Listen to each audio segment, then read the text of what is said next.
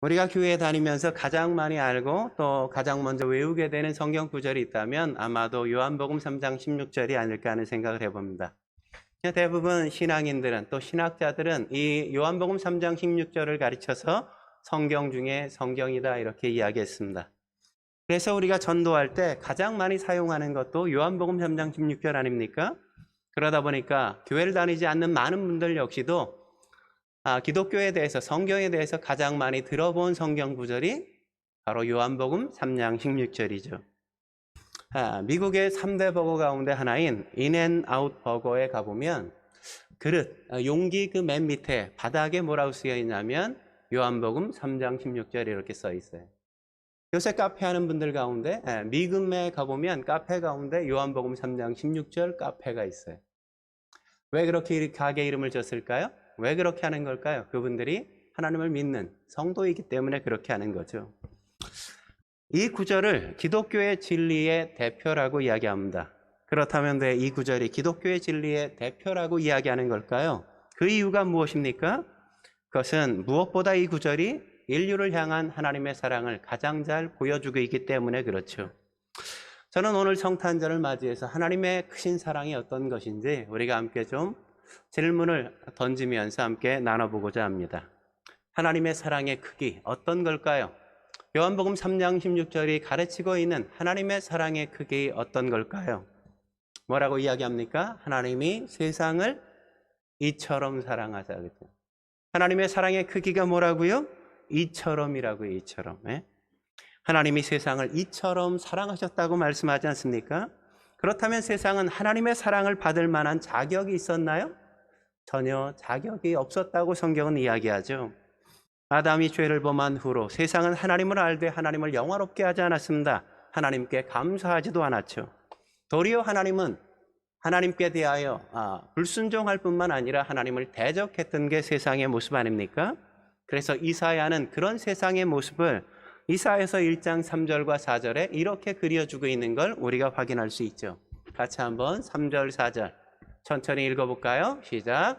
소는 그 임자를 알고 나귀는 그 주인의 구유를 알건만은 이스라엘은 알지 못하고 나의 백성은 깨닫지 못하는도다 하셨도다. 슬프다 범죄한 나라여 허물진 백성이요 행악의 종자여 행위가 부패한 자식이로다. 그들이 여호와를 버리며 이스라엘의 거룩하신 이를 만홀히 여겨 멀리하고 물러갔도다. 여러분, 소가 그 임자를 안다고 그 주인을 안다고 이야기하지 않습니까? 나귀도 그 주인을 안다고요. 우리가 키우는 가축들이 대부분 다 주인을 알아보는데 누구만 알아보지 못해요? 이스라엘 백성만, 인간만 그를 창조한 하나님, 인간의 주인이신 참된 하나님을 알아보지 못하고 인정하지 않는다고 이야기하죠. 아니 어쩌면 알면서도 그걸 모른 척하고 하나님에 대해서 무관심한 척 그렇게 보이고 있는 거죠. 그래서 바울은 그런 인간의 상태를 가르쳐 허물과 죄로 죽었다고 이야기할 뿐만 아니라 본질상 그런 인간의 모습은 진노의 자녀라고 이야기하지 않습니까? 바울은 로마서 3장 23절에 뭐라고 이야기하죠? 모든 사람이 죄를 범하였음에 하나님의 영광에 이르지 못했다고 이야기한단 말이죠. 여러분, 죄가 뭡니까? 죄란 하나님의 뜻과 하나님의 목적과 하나님의 요구에 도달하지 못하는 것, 거기에서 빗나가는 것을 죄라고 이야기한단 말이죠. 그래서 하나님의 영광에 이르지 못했습니다. 하나님의 고귀한 형상을 상실하게 되었단 말이죠. 그러다 보니 인간에겐 죽음이 찾아오고 질병이 찾아왔습니다. 그래서 그 대가로 사망에 이르게 되었단 말이죠. 사망에 끝이면 좋은데, 죽으면 끝나면 좋은데 사망도 끝이 아니라 그 이후에 뭐가 있어요? 심판이 있게 되어진다고요. 그 심판은 둘째 사망으로 불과 유황으로 타는 못에 던져지는 영원한 심판이라고 성경은 가르치죠. 그런데 그런 죄인들을 하나님은 그런 죄인들을 위해서 독생자를 이 땅에 보내주신 겁니다. 독생자를 내어주기까지 사랑하셨다는 거죠. 그게 바로 하나님의 사랑의 크기라는 겁니다. 그분의 사랑이 얼마나 큰 겁니까? 예전에 부흥회를 인도하던 목사님이 이런 하나님의 크신 사랑을 잘 성도들에게 이해시키기 위해서 이런 이야기를 자주 들려줬대요. 한 목사님에겐 아들이 5명이나 있었어요. 뭐 우리 예를 들면 우리 정인 형제에게 아들이 5이나 있었고, 우리 병화 형제에게 아들을 갖고 싶었는데 아들이 하나도 없는 거예요. 예.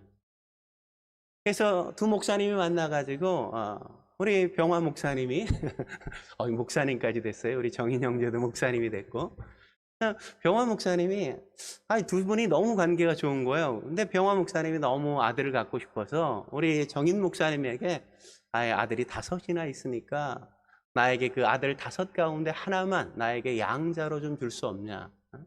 내가 잘 키울 테니까, 내가 힘을 다해서 잘 키울 테니까 아들 하나만 내게 달라고 그렇게 부탁을 했더니 정인 목사님께서 한번 자네라면 내가 불가능한 건 같지는 않다고 내가 한번 고민해 보겠다고 이야기했어요. 둘이 만나고 저녁이 되어서 집에 병화 목사님이 정인 목사님이 돌아왔어요. 집에 와가지고 5 아들이 자는 방에 가서 아들 하나하나를 이렇게 살펴봤습니다. 누구를 줄 수 있을까 고민이 되었죠. 큰아들, 장남이라 안 되고, 둘째 아들, 너무 똑똑해서 이 아들이 그래도 앞으로 유명해질 것 같아, 잘 나갈 것 같아서 안 되고, 셋째 아들을 보니까 너무 연약해서 잘 안 되겠다는 생각이 들어요. 넷째 아들을 보니까 꼭 내 얼굴을 빼닮았거든요. 이든이처럼 너무 빼닮아서 그 아들도 줄 수 없어요. 그리고 5째 아들을 얼굴을 보니까 늦게 낳은 아들이어서 너무 정이 가고 너무 마음이 애려서 그 아들도 줄 수 없겠다는 생각이 드는 겁니다. 가만히 생각해 보니까 이렇게 아들이 많아도 그 5 아들 가운데 그 어느 아들도 내가 내 친구에게 그렇게 줄 수 없다는 생각을 하게 되었어요. 그 생각을 하는 그 순간 하나님께서 하나밖에 없는 그 아들을 우리를 위해서 기꺼이 내어주셨다는 것이 얼마나 큰 은혜요, 얼마나 큰 사랑인지 비로소 깨닫게 되었다고 하죠. 그것도 사랑을 받을 만한 존재가 아니라 사랑을 전혀 받을 수 없는 그런 존재임에도 불구하고 그런 사람을 위해서 기꺼이 당신의 아들을 우리를 위해 내어주셨다는 것이 너무나도 놀랍고 감사했다는 겁니다. 왜 그렇게 죄인을 위해서 독생자를 주셨을까요? 히브리서 9장 22절은 이렇게 얘기하죠. 피 흘림이 없은즉 사함이 없기 때문이라고 말이죠.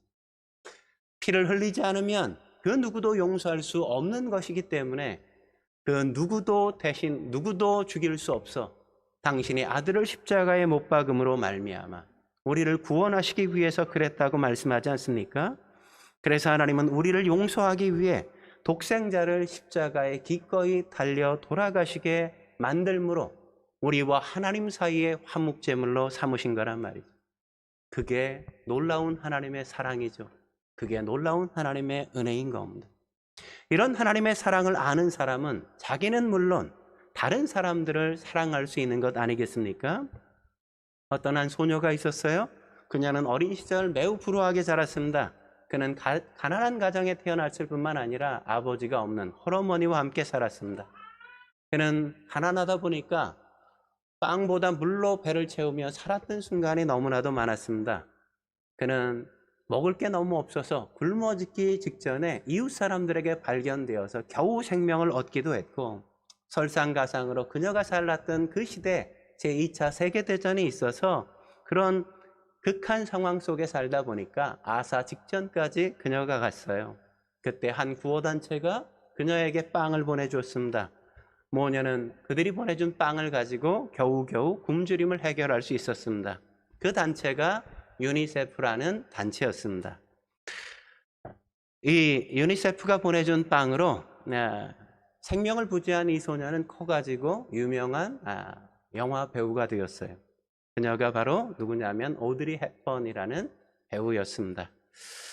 이 배우는 그렇게 자기가 어려움을 이겨나갈 수 있도록 만들어준 그 구호단체에 너무너무 고맙고 감사해서 내가 앞으로 내 인생을 어려운 사람, 힘겹게 살아가는 사람, 가난한 사람들을 나도 기꺼이 도우며 살겠다고 그렇게 다짐했습니다. 그리고 유니세프의 홍보 대사가 되었죠. 그녀는 지금 죽어서 이 세상에 존재하지 않지만 어쩌면 유니세프의 가장 유명한 홍보대사, 그러면 오드리 헵번으로 누구나 다 기억하지 않겠습니까? 그녀가 살아생전에 이런 이야기를 했다고 하죠. 나이가 들수록 우리에게 손이 두 개가 있다는 걸 깨닫게 된다. 하나는 자신을 돕고 다른 하나는 다른 사람을 돕기 위한 것이라고 말이죠. 우리의 두 손, 그것은 나만이 아니라 다른 사람을 잊지 않고 살라고 하는 하나님처럼 사는 인생을 위한 하나님의 섭리가 아닐까요? 그래서 요한일서 4장 11절에 이렇게 말씀했습니다. 같이 한번 읽어볼까요? 요한일서 4장 11절 읽겠습니다. 시작. 사랑하는 자들아, 하나님이 이같이 우리를 사랑하셨은즉 우리도 서로 사랑하는 것이 마땅하도다. 네. 하나님이 이같이 우리를 사랑하셨은즉, 이같이가 뭐예요? 그의 독생자를 아낌없이 우리에게 주신 만큼 그렇게 놀랍게 그렇게 크게 우리를 사랑하셨든즉 우리도 그렇게 사랑하며 사는 게 마땅하단 말이죠. 우리가 하나님의 사람이라면, 우리가 하나님을 믿는 그리스도인이라면, 우리가 하나님을 믿고 따르는 성도라면 우리 역시도 하나님께서 우리를 사랑하셨던 것처럼 우리의 주변에 어렵고 힘들어하고 아파하는 성도들을 사랑하며 또 그렇지 않은 성도들을 사랑하며 사는 게 우리의 삶이라고 이야기하는 겁니다. 그러므로 사랑하는 성도 여러분, 우리가 더불어 함께 사랑하며 사시길 주의 이름으로 축원합니다. 두 번째 질문은 뭘까요? 하나님의 사랑의 크기가 뭐라고요? 이처럼 사랑하자, 그죠? 그러면 하나님의 사랑의 선물 뭘까요? 하나님의 사랑의 선물 뭐겠어요? 독생자를 주셨으니란 말이죠. 세상엔 두 종류의 사람이 있죠. 주는 사람이 있고 늘 받는 사람이 있지 않습니까? 베풀고 섬기고 사랑하고 인정해주고 칭찬해주며 사는 사람이 있는가 하면 늘 섬김이나 사랑을 받기를 원하고 늘 인정이나 칭찬을 받기를 좋아하는 사람들이 있죠. 하나님은 어떤 부류의 존재라고 이야기하죠? 하나님은 언제나 주는 존재라고 이야기하죠. 오늘 16절에 뭐라고 얘기합니까? 하나님이 세상을 이처럼 사랑하사 어떻게 하셨어요? 독생자를 주셨으니 라고 말씀하고 있잖아요. 여러분, 사랑이 뭡니까? 사랑은 주는 것이란 말이죠. 10개 가운데 사랑은 10개를 가졌어도 9개를 주고 나도 그 나머지 하나조차 주지 못한 것에 대해서 늘 미안한 마음을 갖는 게 사랑 아니겠습니까? 사랑하는 사람은 더 주지 못한 것에 대해서 늘 미안한 마음을 갖고 산단 말이죠. 부모님이 그러했듯이 우리 사랑하는 사람이 있으면 늘 그러한 것처럼 우리가 그렇단 말이죠. 제가 어렸을 때 어머니가 늘 맛있는 생선이나 뭐 이런 것들을 오랜만에 구경하게 되어지면 어머니에게 꼭 같이 드세요 이렇게 얘기하면 어머니는 늘 그러셨어요. 부엌에서 먹었다고, 먼저 먹었다고. 제가 커서 보니까 부엌에서 드신 게 아니었죠. 그것밖에 없어서 자식의 코에 붙이는 것도 부족해서 어머니는 늘 드시지 못한 거죠. 저도 커서 피자를 이렇게 시켜서 진선이와 의선이랑 이렇게 먹을 날들이 있었습니다. 피자를 한 판 시키면 얼마나 빨리 먹는지, 도대체 씹는 건지 삼키는 건지 모를 정도로 진선이가 그냥 입에다 집어넣고 의선이도 형을 따라서 지지 않으리라 뭐 이렇게 씨름하는 모습을 보면 내가 더 먹고 싶은데 차마 한 조각을 더 집을 수 없었던 순간들이 여럿 있었습니다. 과거 그런 나의 모습을 보면서 과거 어머니가 나에게 어떻게 주셨나를 늘 다시금 생각하게 되었죠. 하나님은 자신의 가장 소중한, 어쩌면 자신의 전부처럼 여기는 그 독생자를 주셨단 말이에요. 우리 이용선 집사님이 하유일이를 주는 것과 같은 거란 말이에요. 경화 집사님이 과연 우리 경훈이를 줄 수 있을까요? 네? 민지는 가능한데 네. 우리 정인 형제가 이든이를 그럼 달라고 요구하면 이든이를 줄 수 있겠습니까? 네, 하나님은 당신의 하나밖에 없는 그 아들을 인류를 구원하기 위해서 주신 것이란 말이죠. 그런 사랑을 오늘 요한복음 3장 16절뿐만 아니라 로마서 8장 32절에도 우리에게 잘 보여주고 있지 않습니까? 로마서 8장 32절 같이 한번 읽어보죠. 시작. 자기 아들을 아끼지 아니하시고 우리 모든 사람을 위하여 내어주시니가 어찌 그 아들과 함께 모든 것을 우리에게 주시지 아니하겠느냐. 뭐라고 말씀하시는 거예요? 가장 소중한 아들을 우리를 위하여 내어주셨다면 어떻게 그 별것 아닌 것들을 너희를 위해 더하여 주지 않겠냐고 하나님께서 말씀하시는 거죠. 이미 너희를 위해서 가장 소중한 내가 줄 수 있는 최고의 것, 그 아들을 너희를 위해 주지 않았냐고 주께서 우리에게 말씀하시는 것 아닙니까? 하나님이 그 아들을 우리에게 선물로 주셨단 말이죠. 그러므로 우리가 가진 것 가운데 어느 하나도 하나님께서 주시지 않은 게 없는 겁니다. 하나님은 천지 만물을 주셨죠. 햇빛과 비를 주시지 않았습니까? 아름다운 이 세계와 이 자연을 다 하나님께서 우리에게 주셨단 말이죠. 그리고 하나님이 주신 것 가운데 가장 소중한 게 뭐예요? 당신의 독생자를 우리에게 아낌없이 주셨단 말이죠. 하나님의 사랑은 금이나 은과 같은 정도를 주는 게 아니에요. 아파트나 자동차와 같은 것 정도를 주는 게 아니란 말이죠. 여러분은 금이나 보석이 있었으면 좋겠다 이런 생각을 하죠. 그게 더 귀한 것 같죠? 근데 여러분 공기가 없다면 여러분 살 수 있어요? 물이 없다면 여러분 생존하시겠습니까?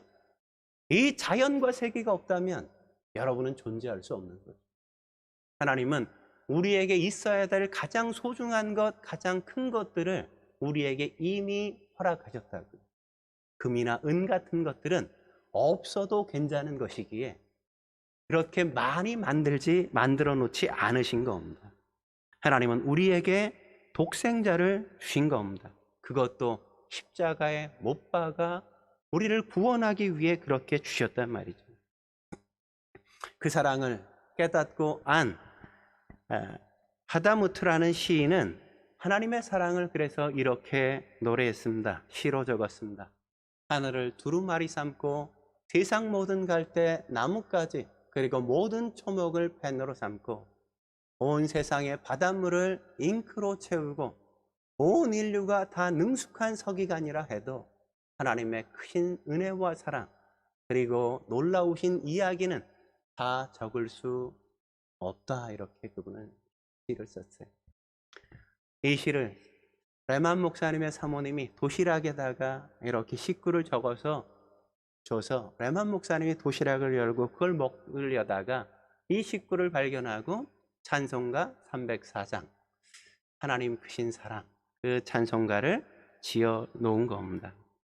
여러분, 하나님이 우리를 얼마나 사랑하시면 하나밖에 없는 독생자를 주셨겠습니까? 하나님이 우리를 얼마나 사랑하시면 그 독생자가 십자가에서 신음하는 걸 외면하셨겠습니까?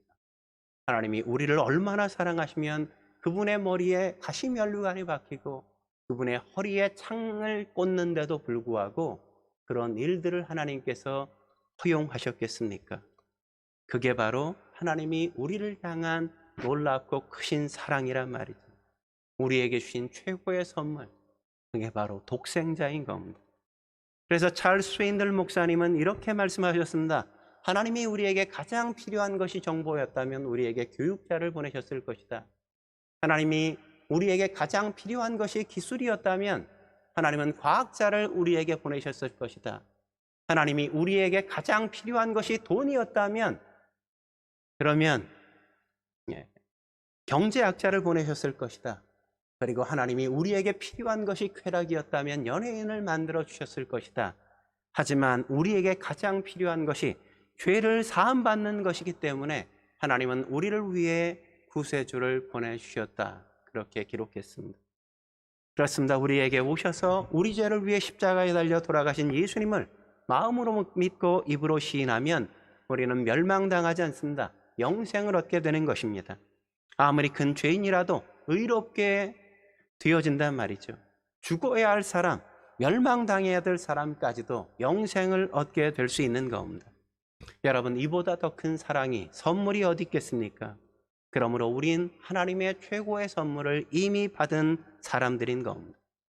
마지막으로 세 번째 질문은 이것입니다. 하나님의 사랑의 통로는 그럼 무엇일까요? 하나님의 사랑의 통로 뭘까요? 사람의 통로는 믿으면이에요. 믿으면. 네. 멸망치 않고 영생을 얻기 위해 우리가 어떻게 해야 돼요? 어떻게 하면 그 선물을 받을 수 있습니까? 우리가 예수님을 믿기만 하면 된단 말이죠. 하나님을 믿고 하나님의 사랑을 믿으면 되는 겁니다. 우리 죄를 위해 십자가에 그 아들을 보내신 그 예수님을 믿으면 되는 거란 말이죠. 그러면 멸망하지 않습니다. 그러면 영생을 얻게 되어진단 말이죠. 여기서 멸망이라는 건 본연의 모습으로 살지 않는 것을 이야기하는 겁니다. 마치 아버지 옆에서 아버지를 두고도 아버지를 아버지로 인정하지 않고 사는 것과 같이 사는 걸 가르치는 겁니다. 누구든지 독생자를 주시기까지 사랑하신 하나님의 사랑을 알고 믿으면 우리는 영생을 얻게 되어지는 거죠. 여러분, 믿음이 뭡니까? 믿음이란 하나님의 사랑을 받는 그릇이요, 하나님의 축복을 담는 도구인 겁니다. 믿음의 그릇이 없게 되어지면 우리는 하나님의 사랑을 받을 수 없단 말이죠. 하나님의 사랑을 담을 수 있는 도구가 없으면 우리는 그분이 주시는 영생을 누릴 수 없게 되어지는 겁니다.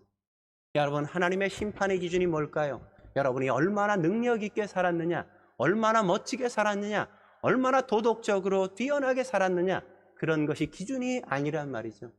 하나님의 심판의 기준은 믿음이라고 성경이 말하지 않습니까? 하나님이 믿어지고 하나님의 사랑이 믿어져요. 부모님의 사랑이 믿어지고 형제, 자매, 아내, 남편의 사랑이 믿어져요. 목사님의 사랑이 믿어지고 다른 성도가 날 사랑하는 게 믿어진단 말이죠. 그러면 그것보다 더 놀라운 축복이 어디 있어요? 그런 인생을 사는 게 천국 아니겠습니까? 그런데 하나님의 사랑이 믿어지지 않아요. 하나님을 믿을 수가 없어요. 부모님을 내가 믿을 수 없고 아내와 남편을 믿을 수 없습니다. 그러면 그게 사는 걸까요? 그건 굉장히 불행한 거겠죠. 그건 어쩌면 우리가 살아야 될 삶 가운데 가장 큰 저주라고 이야기해야 되지 않겠습니까? 그래서 우치무라 간조는 이렇게 얘기했습니다. 저주 가운데 가장 큰 저주는 하나님의 사랑을 믿지 못하는 것이다. 네? 그렇습니다. 우리가 하나님의 사랑을 믿지 못하는 것, 그것보다 더 큰 저주가 없는 겁니다.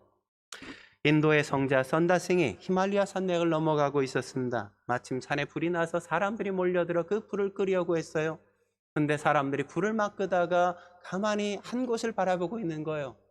그래서 뭘 바라보고 있냐 그랬더니 그분들이 손을 이렇게 가르쳐요. 그분들이 가르치는 손을 따라 이렇게 바라보니까 나무 꼭대기 위에 새둥지가 있는데 새둥지에 어미새가 그냥 막 빙글빙글 돌고 있는 거예요. 사람들이 안타까워 불이 점점 타고 올라가니까 안타까워서 어떻게 저걸 구해주고 싶은데 구해줄 수 없어서 그냥 안타까운 마음에 쳐다보고만 있습니다. 불이 드디어 그 새의 둥지를 덮쳤어요. 사람들은 생각하기를 어미새가 이제는 포기하고 그냥 날아갈 거라고 생각했는데 그 어미새는 그러하지 않았습니다. 불길이 그 둥지를 새끼들을 덮치는 그 순간 어미새는 자기의 날개를 펴고 자기의 새끼들을 그의 품에 끌어안고 그냥 죽었습니다. 그걸 보고 사람들이 크게 감동을 받았죠. 그 모습을 보고 선다싱이 그렇게 사람들에게 설교했습니다. 여러분, 하나님은 인간을 사랑하셨습니다. 그 사랑은 말할 수 없이 크고 깊은 것입니다. 자기의 사랑하는 독생자까지 내어주는 사랑이었으니까요. 한 마리의 어미새가 자기 새끼를 사랑의 불 가운데 자기를 던진 것처럼 하나님의 아들 예수 그리스도도 이 인류를 사랑해 우리를 위해서 당신을 저 십자가에 기꺼이 던진 것입니다. 그렇습니다. 하나님의 사랑은 바로 그런 거란 말이죠. 사랑하는 우리를 위해서 기꺼이 자기 목숨을 내어 던지는 그 사랑. 그 사랑을 위하여 그분께서는 이 땅에 오신 것 아니겠습니까? 오늘 성탄절은 바로 당신이 스스로 이 인류를 위해 자기의 인생을 내어 던지기 위해 이 땅에 오신 거란 말이죠. 하늘 보좌를 버리시고 당신의 안위와 평안을 다 버리시고 기꺼이 희생하기 위해서 당신의 삶을 이 땅에 끌고 오신 날, 그게 바로 오늘 성탄절인 겁니다. 저와 여러분들이 그분을 믿음으로 진정한 마음의 평안을 누리고 그분을 믿음으로 그분이 주시는 축복을 함께 경험하며 이 인생을 사실 수 있길 주의 이름으로 축원합니다. 함께 기도하시겠습니다. 거룩하신 하나님 아버지, 하나님의 사랑이 얼마나 놀랍고 크신 것인지 우리에게 주신 이 말씀을 통해 우리로 확인하고 알게 하시니 감사합니다.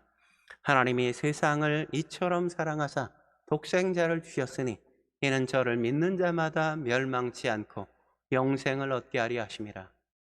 죽었던 우리를, 죽을 수밖에 없는 우리를 위하여 이 땅에 그 아들을 보내신 그 크신 사랑을 우리가 깨닫게 하시고 알게 하사 그 믿음으로 살아가는 우리의 인생이 얼마나 복되고 놀라운 것인지를 다시 한번 깨닫고 하나님을 예비하고 경배하는 삶을 저희가 살아갈 수 있게 주여 도와 주옵소서. 오늘 이 성탄절 주님이 이 땅에 오심을 감사합니다. 그 주님을 우리가 찬양합니다. 하나님을 우리가 경배합니다. 주여, 우리 가운데 오신 주님 때문에 우리의 인생이 새로운 소망을 갖게 되어지고 희망을 발견하게 하신 것 감사합니다. 아버지, 우리가 평생을 그렇게 주님의 사람으로 사랑으로 살아갈 수 있도록 주여 도와 주옵소서. 함께 하실 주님을 기대하며 예수님의 이름으로 감사하며 기도드립니다. 아멘.